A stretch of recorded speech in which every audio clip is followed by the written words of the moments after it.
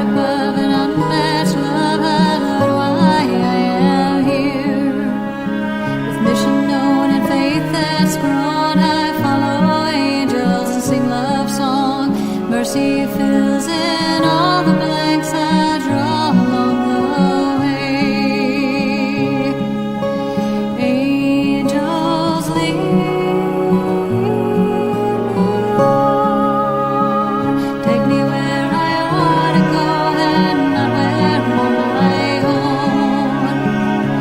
strength and spare me life, give me hope and tears to cry.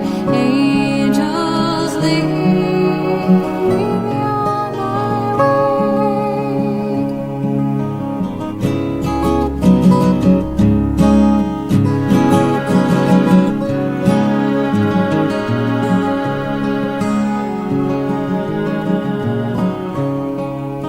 When my angels lead the way, love is all around.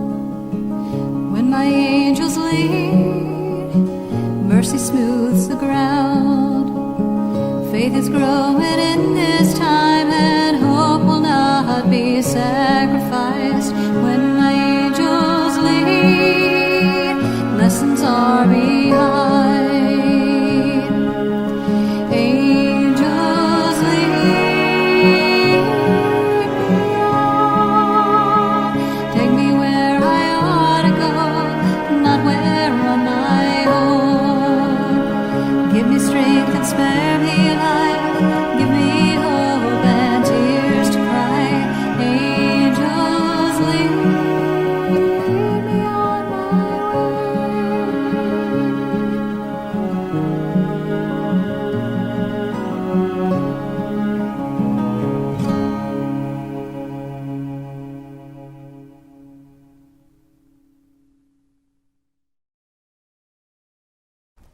And 3, 2, 1.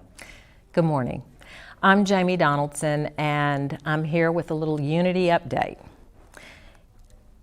In 2021, we've made some changes to the board. We have a new member, and we've changed some of the offices. I am elected president. Peggy Johnson will continue as vice president. Lindsay Morris remains secretary. And we're very excited that Bob McKenna has accepted the office of treasurer. He's going to bring a great business sense to the office, and we really look forward to that. Our new member is Eddie Abdahak, and Gina Pearson and Nabila Shanara continue as valued trustees.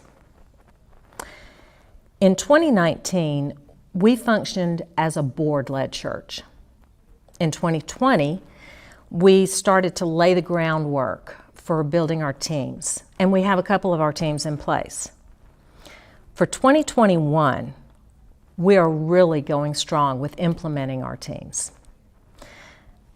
The team-led church means everybody. It takes a village, and it's going to take each one of us getting involved, finding out where we fit in. For example, the speaker team. The speaker team decides who will give our message each week. And they have done a fabulous job this past year of putting things together, finding our musicians, and getting everything this far. We also have a very vital team, the ministerial team. We're going to be looking for a minister this year.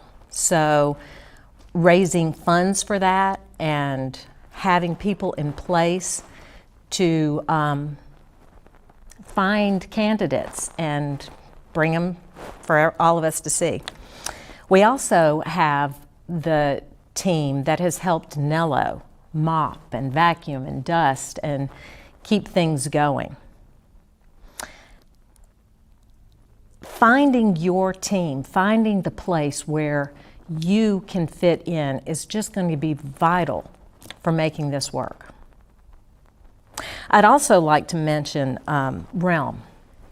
Realm is a networking system that it serves as our directory. It connects us, and it's a way to give. I use Realm to have automatic withdrawals from my checking account every week.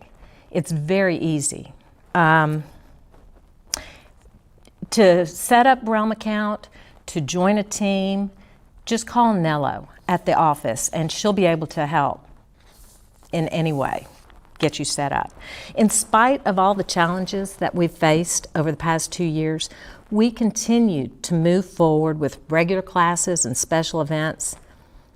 In fact, you may be watching me from the sanctuary right now. Many people gather at 11 o'clock here in the sanctuary and watch the stream together.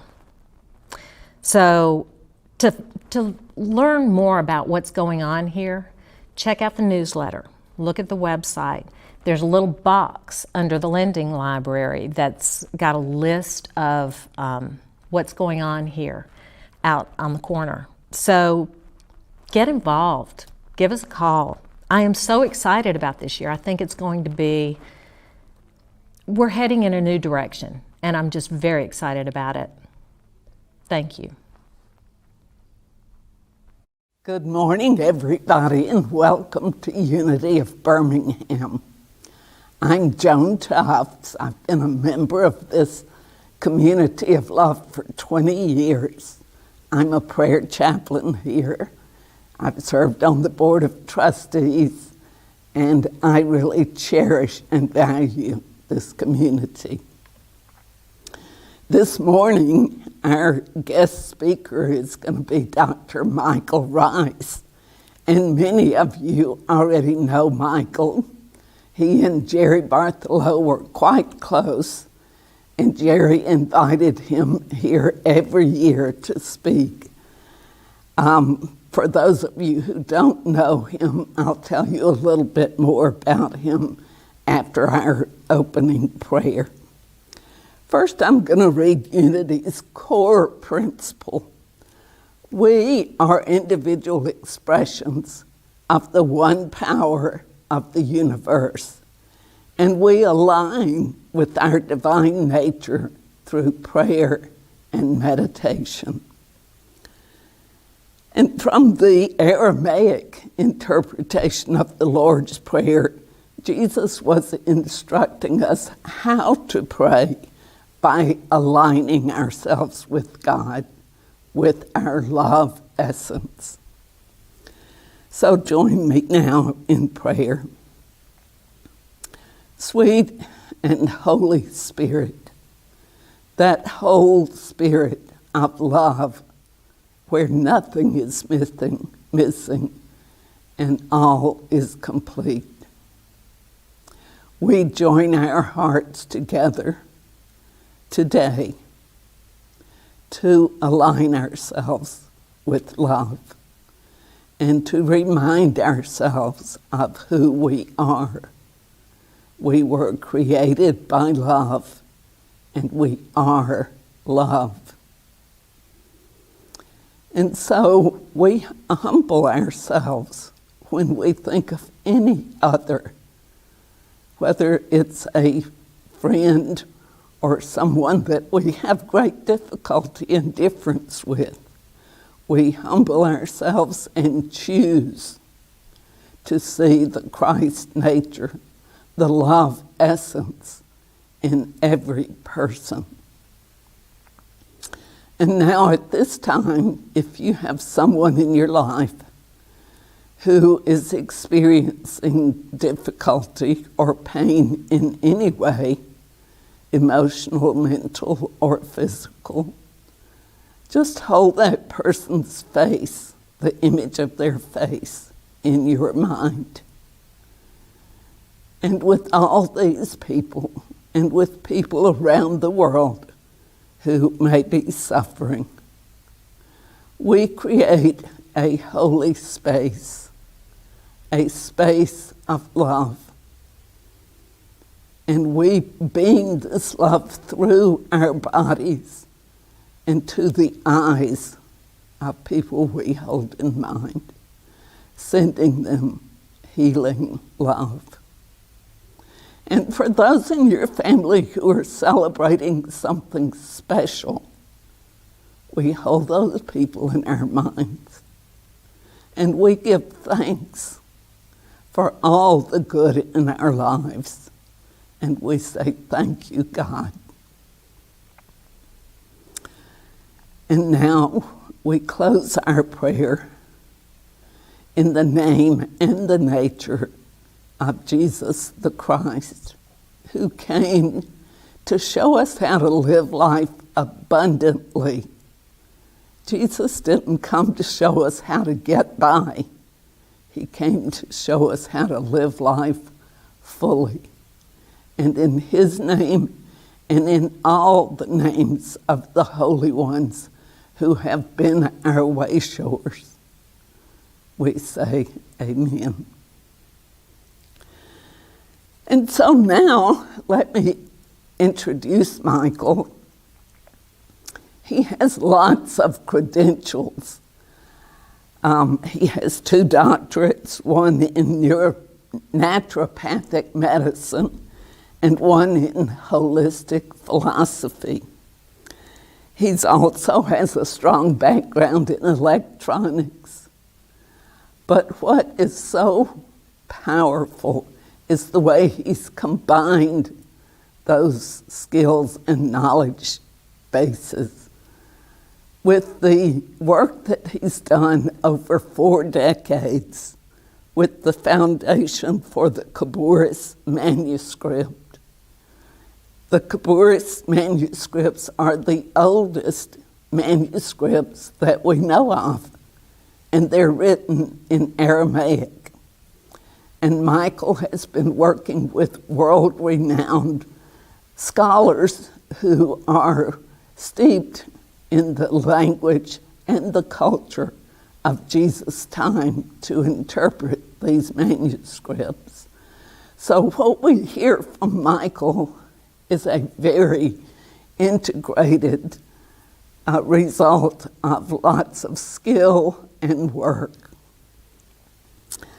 Let's see, I usually have Miriam sitting right over there reminding me of what I forget, so I'll be glad when we get back to normal and Miriam is there. So at this time, happy Mother's Day.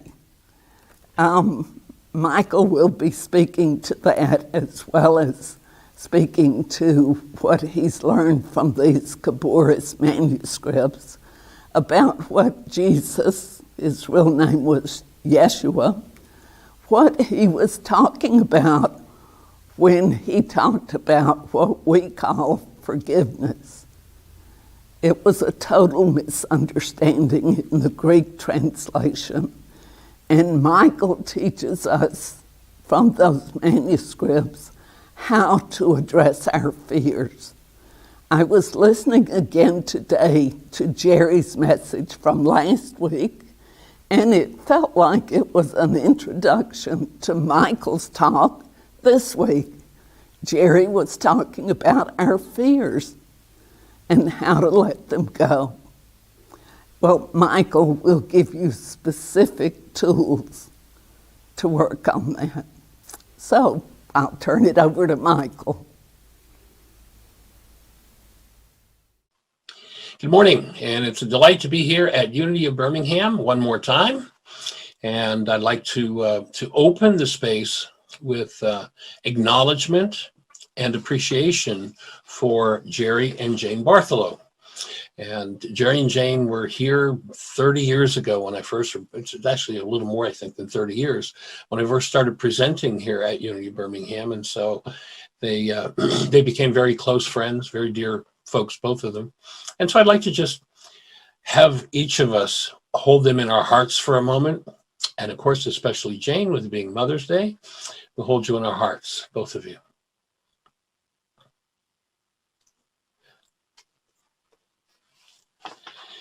And as I prepared for this morning's presentation, it was a bit of a challenge for me because I was really tapping into this idea of gratitude. There was a particular piece that I wanted to read and share this morning, and I had actually some challenges being able to read it because of the emotions that came up for me. And the main thing that came up was just deep gratitude.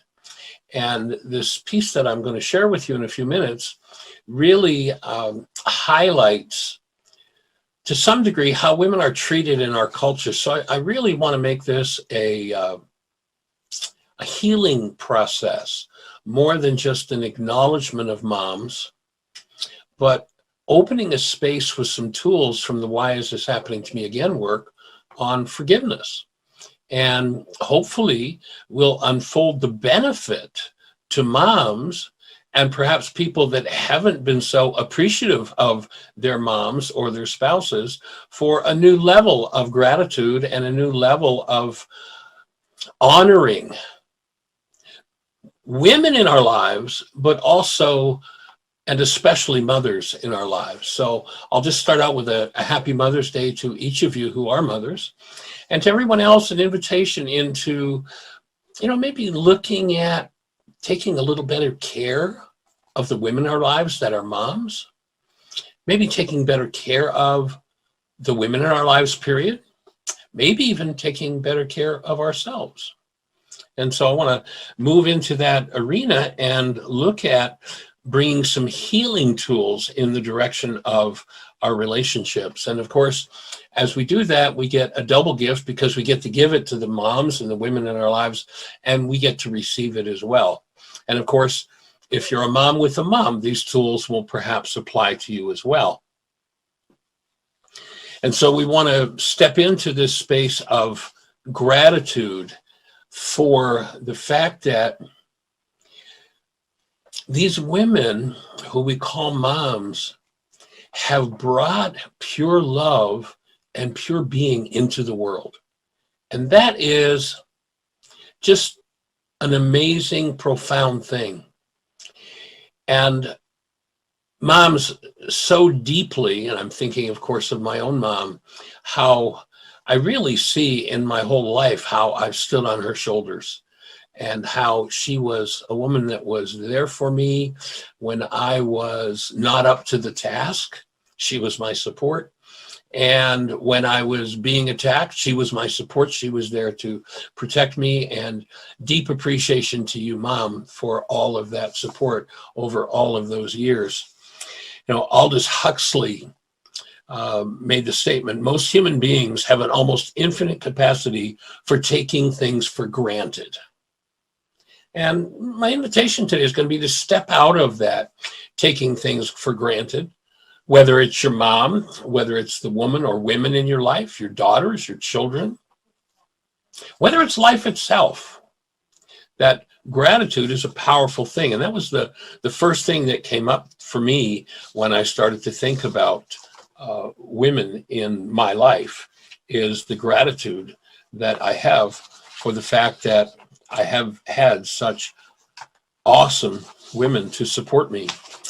And when I started looking at gratitude, I jumped online and did some research, because I know that there's been a lot of research on the mental health and the physiological benefits of gratitude.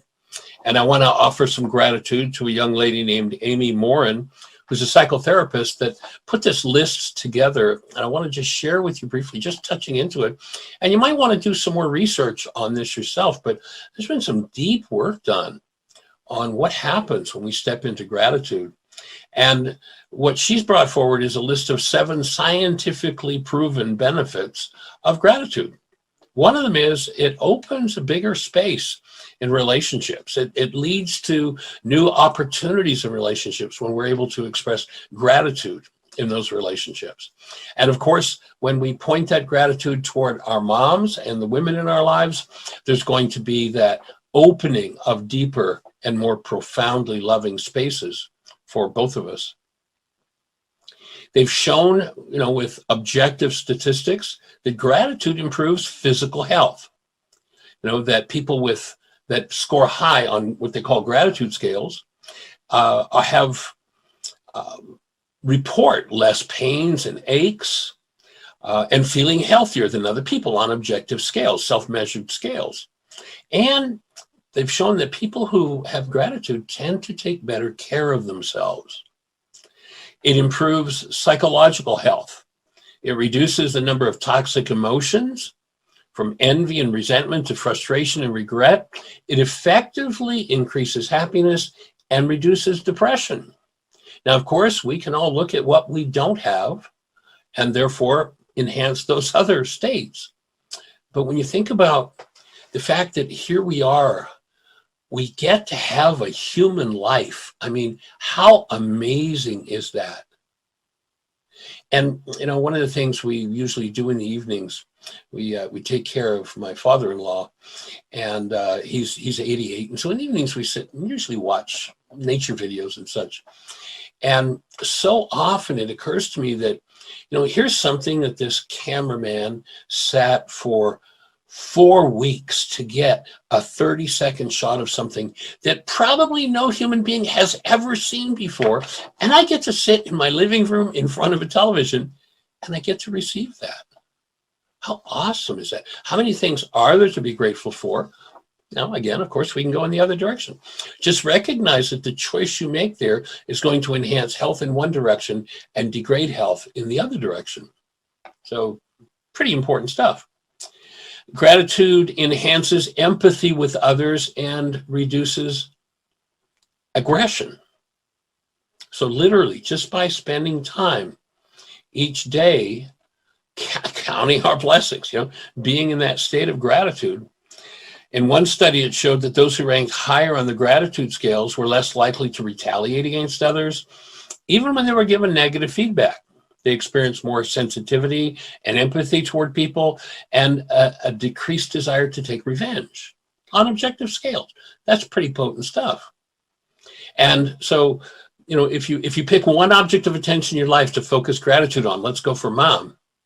It's going to give there, but it's going to give back to you in all of these other ways. A very powerful thing to tap into. People who are grateful sleep better. In fact, they've shown that people who will spend 15 minutes, last 15 minutes before they sleep, keeping a gratitude journal, that their sleep is deeper, more profoundly relaxing, and more health enhancing. So a nice gift there if we choose to step into gratitude. Gratitude improves self-esteem. In 2014, they did a study where they showed that gratitude reduced social comparisons. You know, people weren't comparing themselves with others nearly as much.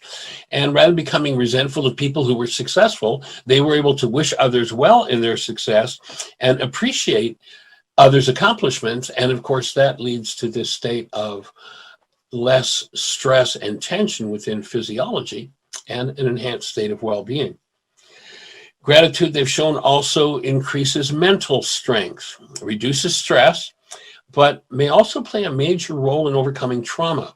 They did some research with Vietnam vets, and they found that those who had gratitude had a reduction in post-traumatic stress disorder, and that people who were directly engaged or the object of terrorist attacks had a faster recovery time and less trauma if they had a mindset that focused in gratitude.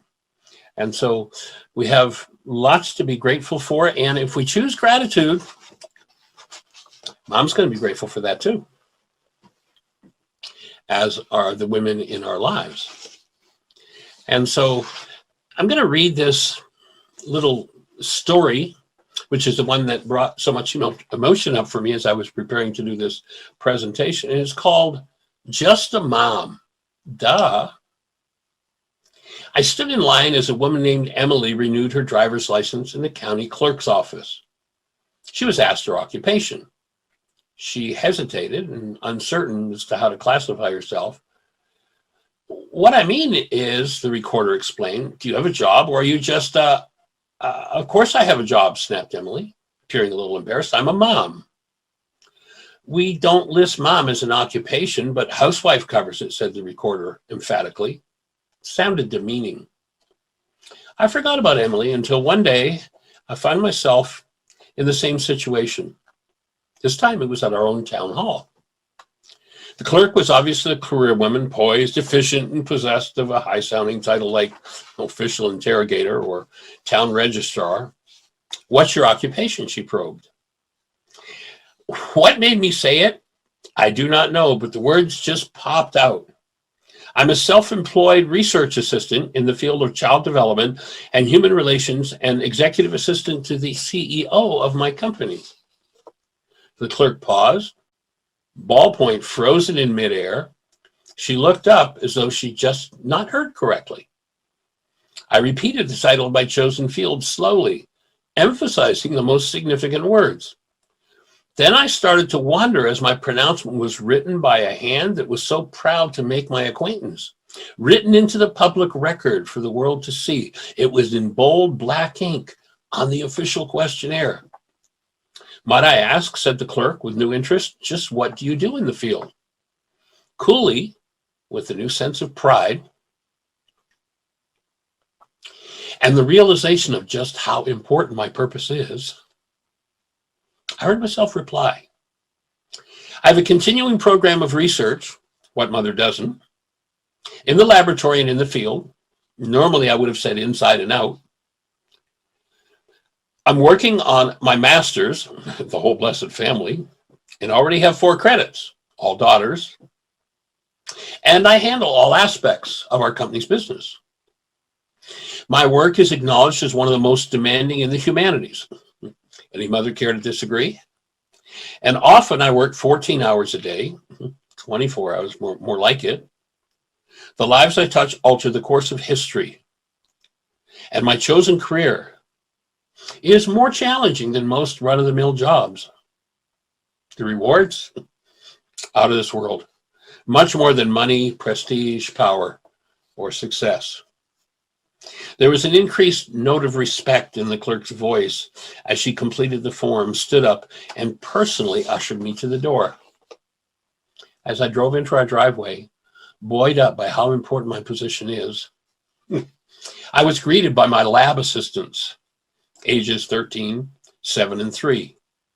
Upstairs, I could hear our experimental model in the child development program, our new baby, testing out a new vocal pattern.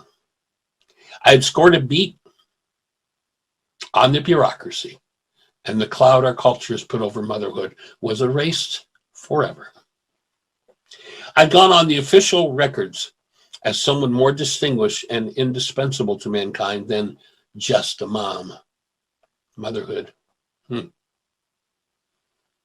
What a glorious calling, even when there's no title on the door. Now, grandmothers and grandfathers, recognize your importance as senior research assistants in the field of child development and human relations. Great grandmothers and grandfathers, accept with dignity your role as executive senior research assistants. Aunts and uncles, take your place as associate research assistants. And dads, thanks for your part, your love and support.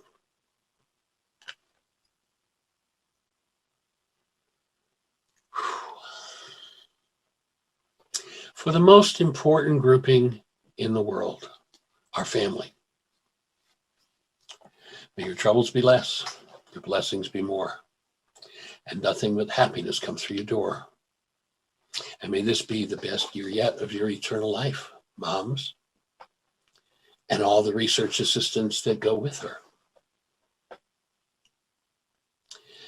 And hopefully, the thoughts that this woman so powerfully wrote as she realized what she was really doing might penetrate the minds of those that Huxley was talking about that easily take things for granted, have this unlimited ability to take things for granted.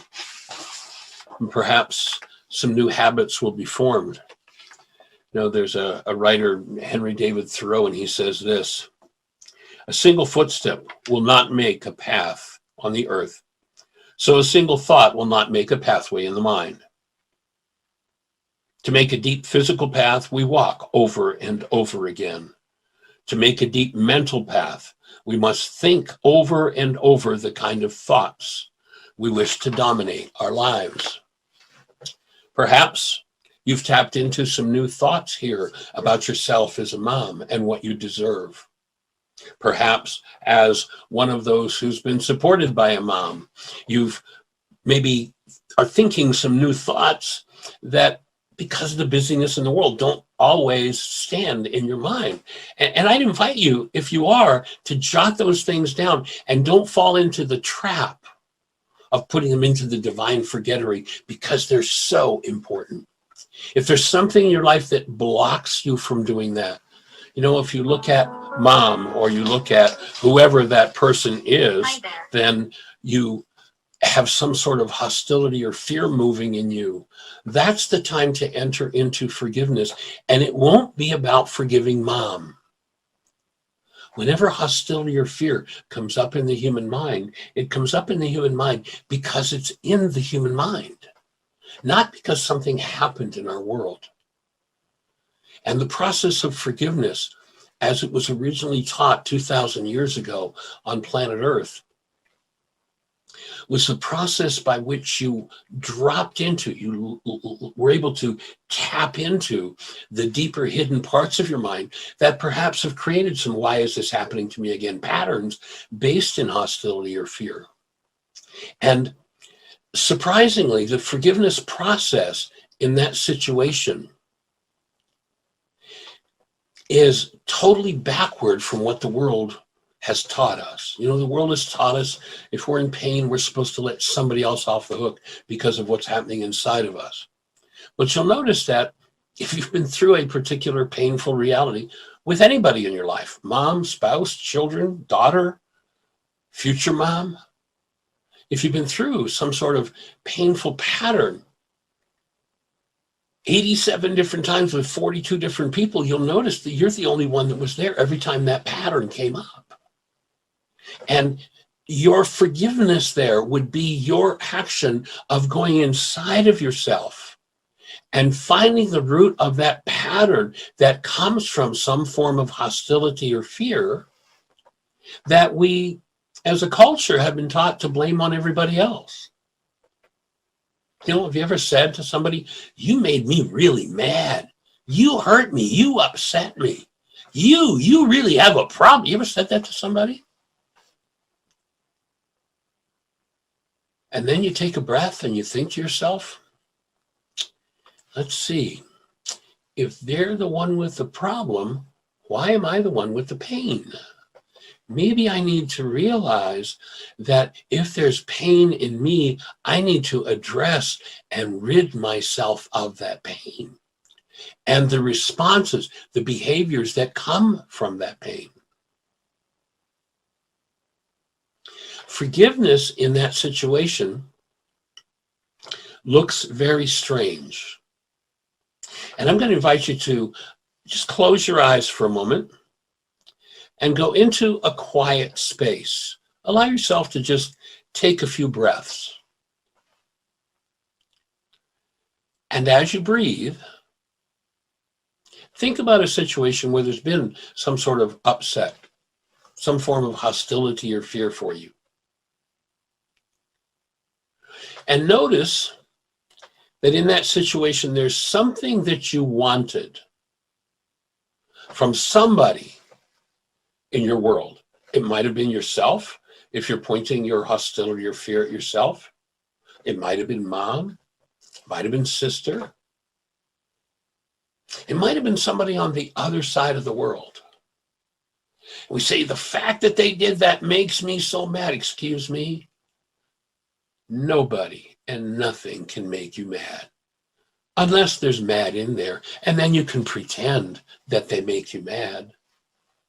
But if you'd rather live without that state of mad, here's how you forgive. You'll notice that unless you're a generally miserable person,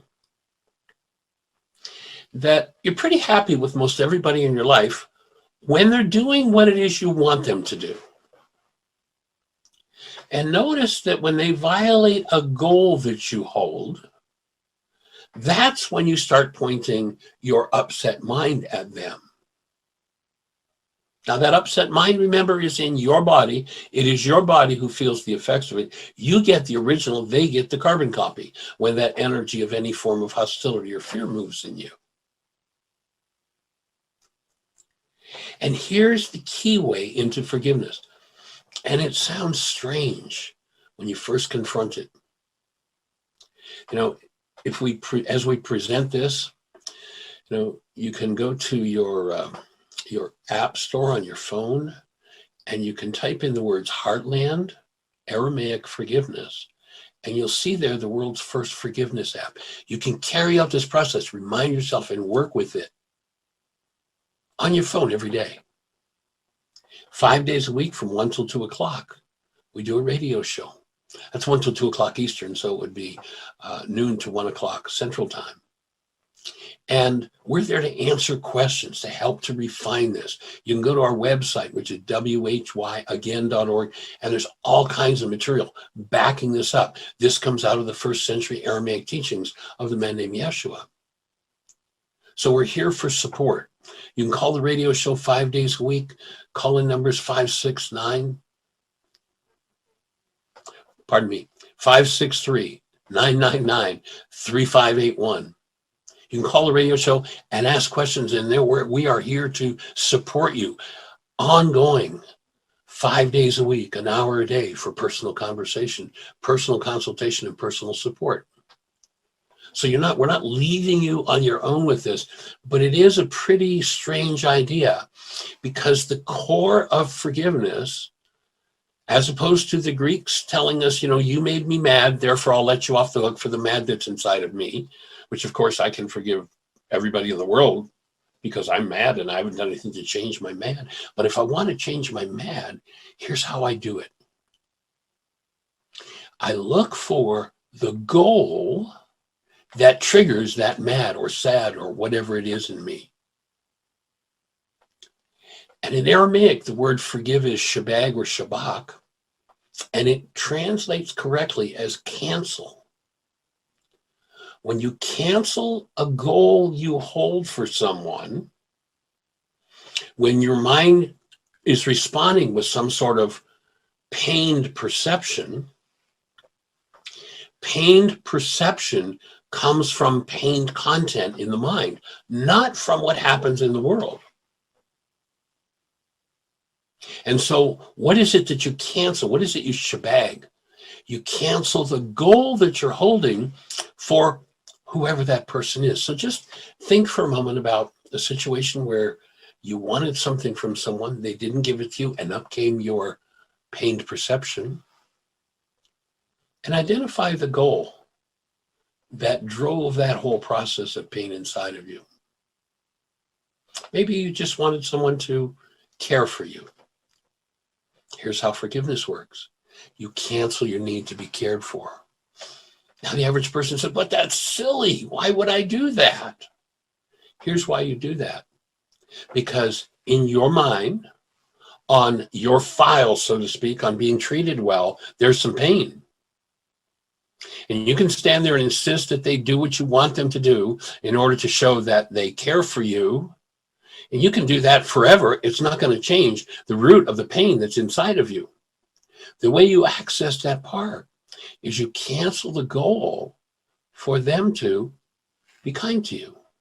And what happens is, when you cancel that goal, the goal is the driver, so to speak, for that pained perception. The pained perception collapses in on itself. And what that does, when it collapses in on its own root, you get to access the parts of your mind that you normally hide from yourself. And when you bring those parts of your mind forward to the presence of love, then the root of the pain is alleviated. Now, you might need to do that more than once if it's an old pattern for you. And you go back to Yeshua 2,000 years ago.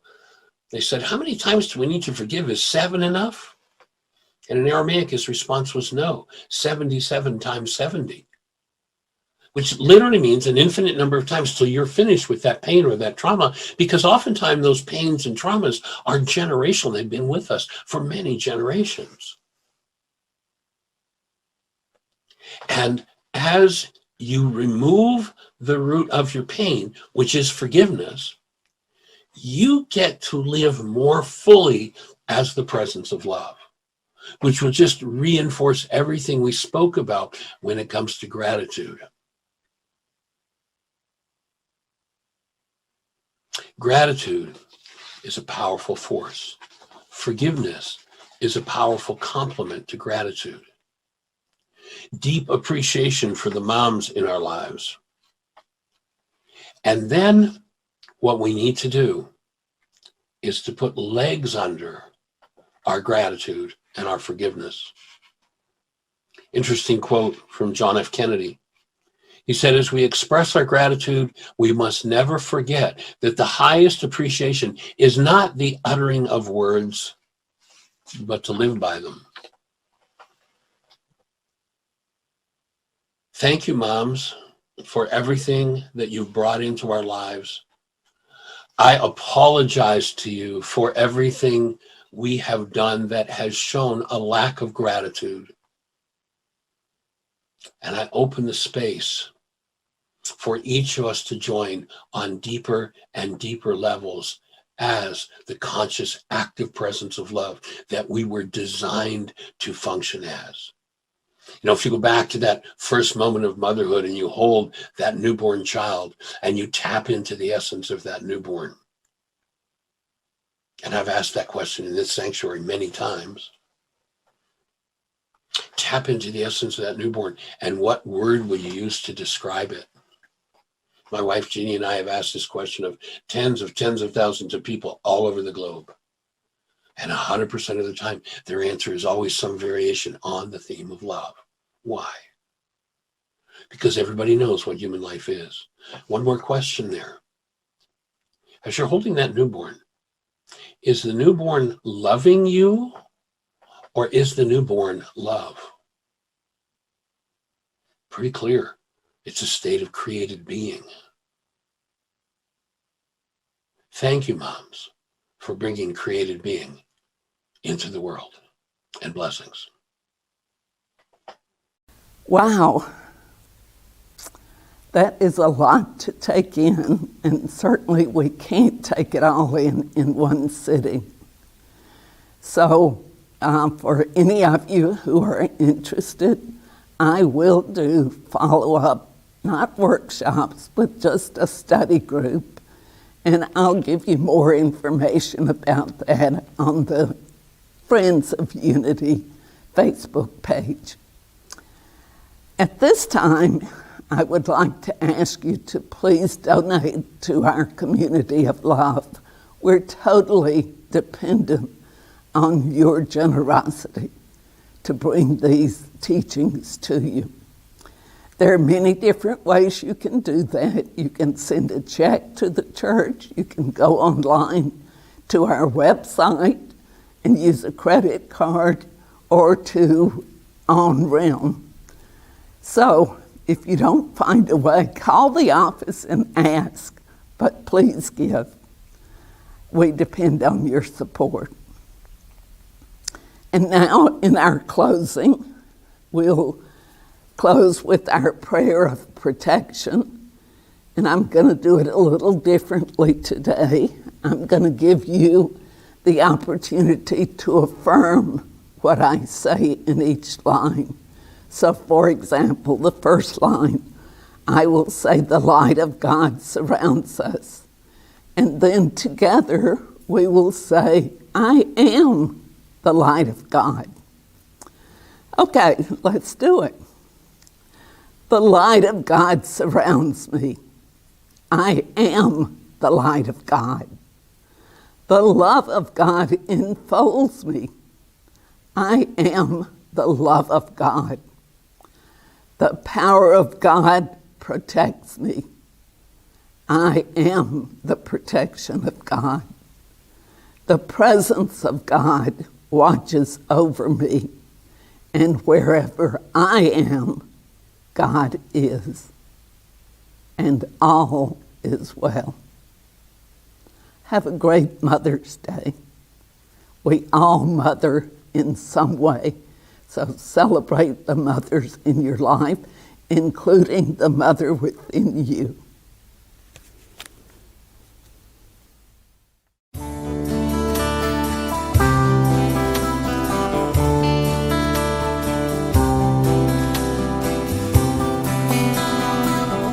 I will be the one to wipe your tears away.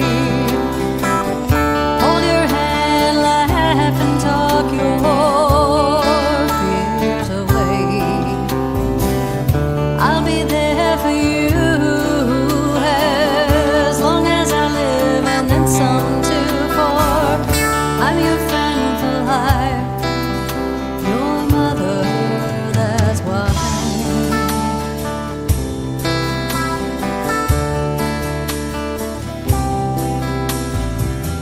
Mine was the first hand that you could hold. Mine was the first face that you'd behold.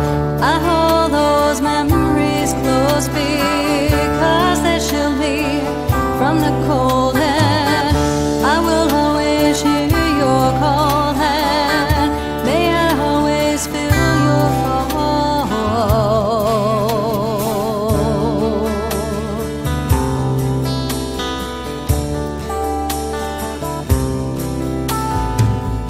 I could take the pain you feel if I could take your hurts to heal if I could make your world so